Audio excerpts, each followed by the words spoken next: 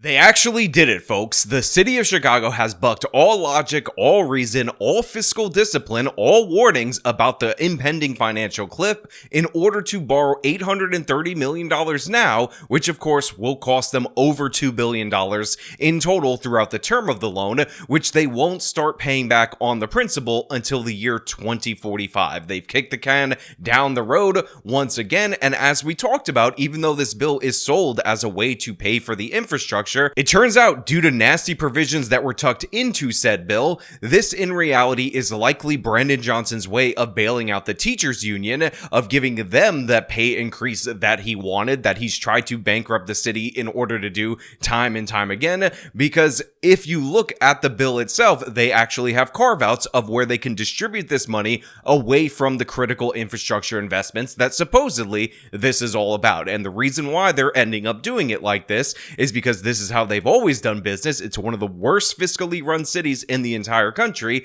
and Brandon Johnson knows that he will be long gone by the time it comes due, and they're gonna have to suffer the consequences of that. In addition to that, Brandon Johnson, of course, is on leave from the Chicago Teachers Union, so that means that Brandon Johnson will benefit from this when he resumes his role after he's done as mayor. And guess what? Considering he has about a 6% approval rating, which is the lowest in the entire country, I believe, that will be sooner rather than later. Now, we're going to get into this. We're going to break this down. I'm also going to educate you about another terrible deal that the city of Chicago is suffering from. But before we do, I want to thank everybody who supports this channel via actualjusticewarrior.com/join. Give me the money.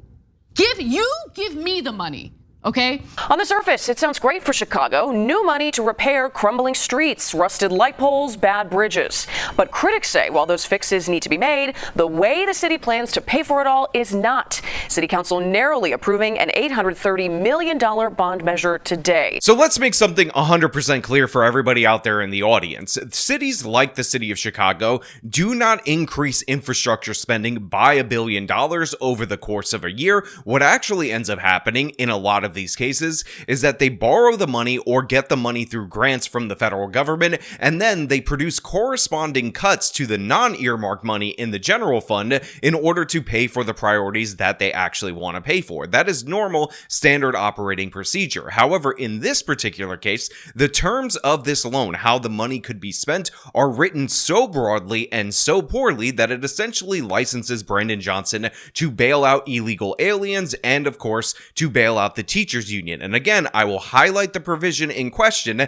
that this local news report is not highlighting, that they're not paying attention to, because even though they got the basic terms of the loan, the fact that the loan doesn't even have to go to infrastructure seems to be completely absent from their reporting. Now, as you can see right here, we have a page from the bill that was shared to us and highlighted for us by a man called Austin Berg. I will link his tweet in the description if you want to go follow him. And it starts off pretty reasonable. It says, whereas the city has determined that it is in the best interest of the inhabitants of the city and necessary for the welfare of the government and affairs to the city to implement a plan to provide for the financing of the public right-of-way improvements and all these other different things that sound like they're very related to infrastructure. However, once you get to point 4, what you find out is that they also authorize loans or grants to assist individuals, not-for-profit organizations, or educational or cultural institutions, or for-profit organizations, or to assist municipal corporations, units of local government, school districts, the state, or the United States of America. Now, what this means is that points 1, 2, and 3, which are very specific about improving lanes, improving traffic lights, and so on, are completely and totally irrelevant. In reality, this is a license for them to blow this money writ large. And again, you will notice that educational institutions and school districts and not-for-profits are all mentioned along with other municipal corporations. Essentially, they have 3 lanes of cover to bail out teachers unions, and in addition to that, this money can go to the nonprofits that happen to be providing services for illegal aliens. So essentially, the city of Chicago is borrowing nearly $1 billion, which will cost them over $2 billion throughout the term of the loan, in order to bail out Brandon Johnson's favored industries, Brandon Johnson's favored lobbying groups, and of course to support his ideological agenda of putting the illegal migrants first. Both sides using the kids will pay for it argument at council. We're not mortgaging the future of our children.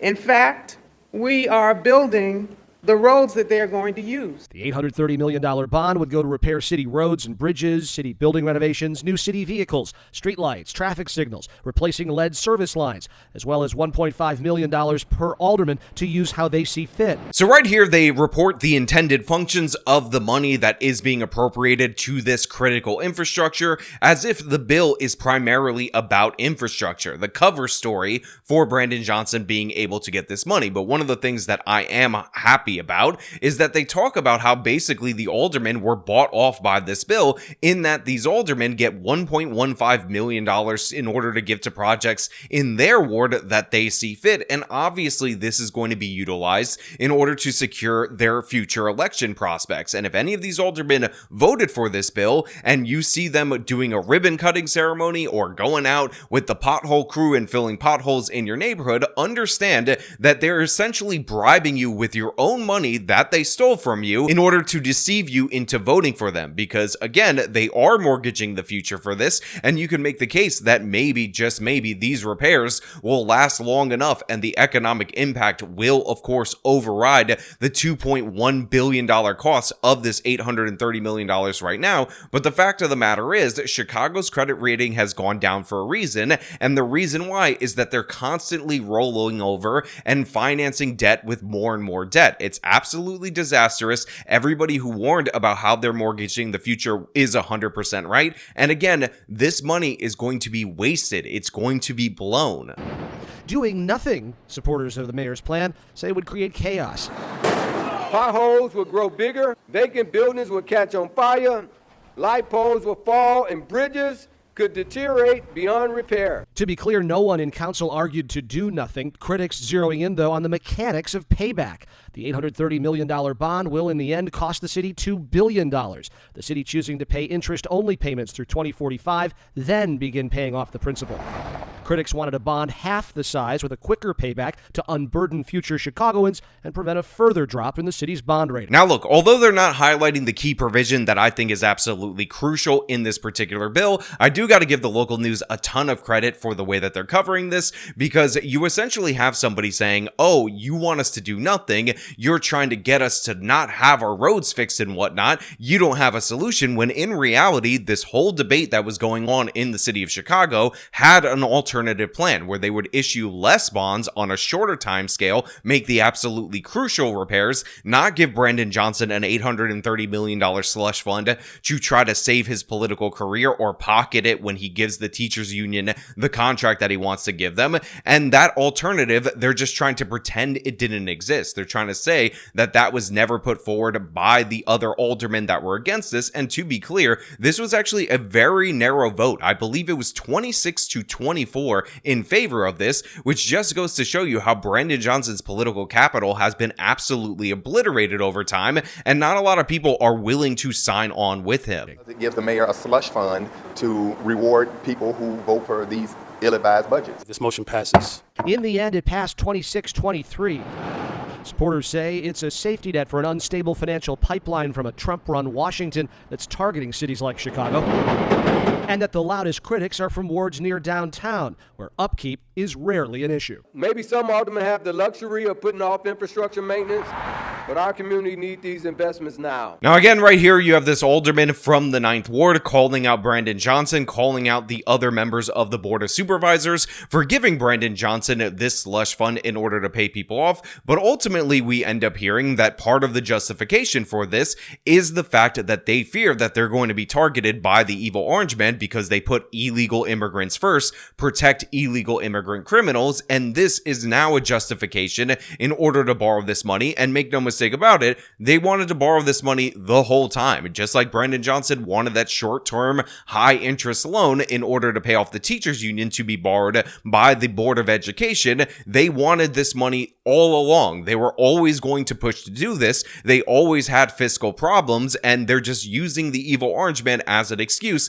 in order to get this narrowly through. And by the way, it was 26 to 23, so the estimate I had in my head was pretty damn close, but not accurate. I just want to correct that for everybody. and obviously it's a disaster, but it actually gets significantly worse. Also at City Hall today, Marie, we learned of another high-level departure. This time it's the head of the Department of Parks in Chicago, the Park District head, Rosa Escareno. In recent weeks, the mayor has parted ways with multiple department heads, from aviation to the Civilian Office of Police Accountability to emergency management. Right. And so the churn continues over on the 5th floor across the street. So obviously that is a very bad sign for the city of Chicago when you have all these different people jumping ship on Brandon Johnson, getting out of Dodge as fast as humanly possible. You understand that this person is losing political capital fast. His numbers are way down and it's basically unrecoverable. On top of that, a lot of times what we find out is that even people who were once appointed by Brandon Johnson are so disgusted with him they can't work with him, and then Brandon Johnson ends up firing them, trying to replace them. And when you criticize those firings, Brandon Johnson calls you an evil white racist. Remember, he did this to the board of directors of Chicago schools when they refused to remove Pedro Martinez when he didn't want to take this loan. So I'm sure there's additional corruption and nonsense going on in all these different other various departments. Marks the 16-year anniversary of a financial deal so contentious it is often referred to as one of the biggest blunders in Chicago. We're talking about the infamous 75-year parking meter lease. But like I said earlier, I'm going to explain to you one of the biggest versions of this kind of short-term thinking that happened in the city of Chicago that might just be one of the worst deals a major municipality has ever stricken in order to close a short-term budget gap, because you guys will remember 2008 financial crisis. A bunch of these different institutions were running out of money. They lost money because people weren't buying real estate like they were, and they were dependent on those tax revenues from the real estate. And rather than do the responsible thing by making cuts in order to make sure your budgets aligned, that they were balanced, the city of Chicago decided that they were going to sell their parking meters for a one-time payment of $1.15 billion to a consortium of companies from the Arab Emirates, I believe, and they did this in order to close a short-term budget gap. Well, 16 years later, the Arab company still has the parking meters because the deal that they struck gave them control of it for 75 years. Originally, I thought it was 99 years, but it's actually 75 years. And it turns out they've not only already made back the $1.15 billion because they pull in over $140 million each and every year throughout the length of the contract, but they're actually up net by $500 million. So $500 million, almost all of what we're talking about that they would need, is the profit that this company made for that $1.15 billion. He pushed the deal through city council in just 72 hours. The lease gave private investors control of parking meters for 75 years. The $1.15 billion payout fixed a budget hole during the Great Recession. But critics say the money wasn't invested wisely. And now Chicago gets nothing while private investors make huge profits. Joe Ferguson with the Civic Federation says the city learned a hard lesson, especially council members who, after the fact, complain they didn't have enough time to read the fine print. Now, again, this was passed by Mayor Daley back in 2008. Brandon Johnson is not responsible for this, and it was actually passed, this major deal, just 72 hours after it was proposed in December, again, as people are approaching Christmas time, as a way to get around public scrutiny. And it's one of the worst deals in the history of any major city, not just Chicago, but it just goes to show you that this short-term quick injection in order to pay it off later ends up always backfiring on these municipalities, and they become disastrous deals, again, almost immediately. It didn't have to be this way. They could have solved this problem in another way by just maintaining their own infrastructure, by not going for short-term gain, but this is how democratic cities are run. Even though they can theoretically present a balanced budget, look at the cost of that balanced budget. If you're borrowing a bunch of money into your general fund in order to make things work, then obviously that's unsustainable, and that's what they're experiencing right now in the city of Chicago. And again, Brandon Johnson, as bad as he is, has yet to make a deal as terrible as the one that we saw from Mayor Daley, in an obvious instance, in my opinion, of corruption. But you know what? Those are just my thoughts. I want to know what you guys think down in the comments below. If you like this video, show them by leaving a like, subscribe for more content, follow me on my social media, support me via the support links in the description of this video. This has been me talking about Chicago, pulling the trigger on a debt trap. Till next time.